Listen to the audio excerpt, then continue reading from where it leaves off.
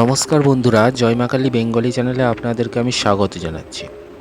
আজকের ভিডিওটি তাদের জন্য যারা জীবনের কোনো এক সময়ে প্রিয় মানুষকে হারিয়ে কষ্ট পাচ্ছেন।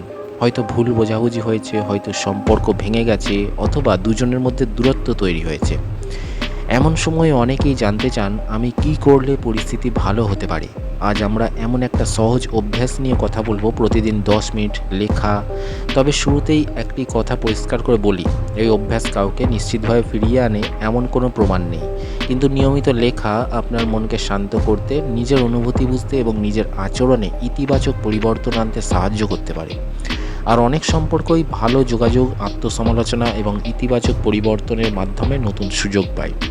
প্রথমে একটি পরিষ্কার খাতা নিন, প্রতিদিন একই সময়ে বসার চেষ্টা করুন, মোবাইল দূরে রাখুন, গভীরভাবে কয়েকবার শ্বাস নিন এবং মনকে শান্ত রাখুন। তারপর লিখতে শুরু করুন। কি লিখবেন? আজ আমি নিজের মনকে শান্ত করছি, আমি নিজের অনুভূতিকে সম্মান করি, আমি একজন ভালো মানুষ হওয়ার চেষ্টা করছি, আমি এমন একটি সম্পর্ক চাই যেখানে সম্মান, বিশ্বাস এবং ভালোবাসা থাকবে।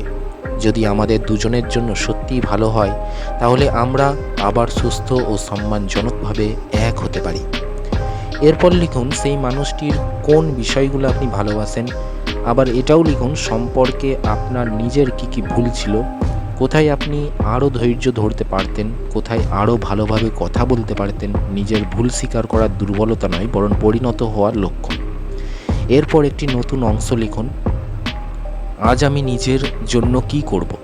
যেমন নতুন কিছু শিখব, পরিবারের সঙ্গে সময় কাটাবো, পড়াশোনা বা কাজে মন দেব, শরীরের যত্ন নেব। কারণ নিজের জীবনকে সুন্দর করা সবসময়ই মূল্যবান, সম্পর্কের ফল পাই হোক না হোক।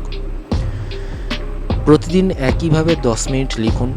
কোনো দিন মনে হবে খুব ভালো লাগছে, কোনো দিন হয়তো চোখে জল আসবে, তবু লিখুন।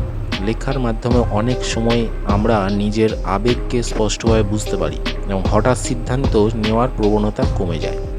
যদি কখনো সেই মানুষটির সঙ্গে আবার কথা বলার সুযোগ আসে, তাহলে অভিযোগ নিয়ে নয়, সম্মান দিয়ে কথা শুরু করুন।